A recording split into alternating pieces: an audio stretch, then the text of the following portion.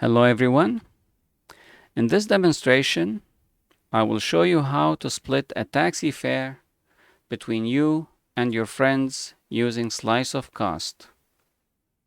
First, go to www.sliceofcost.com, then click on Split Taxi Fare.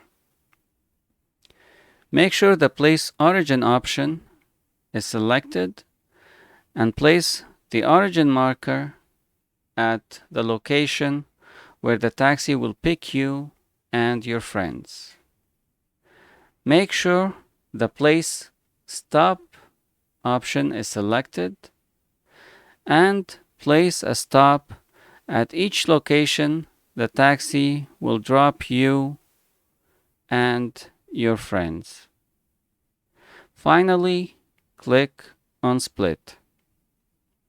Slice of Cost will give you the percentage of the taxi fare for each stop location and will show you the recommended path for the taxi. If you have the actual value of the taxi fare, place it in the total travel cost field, then click on Amount.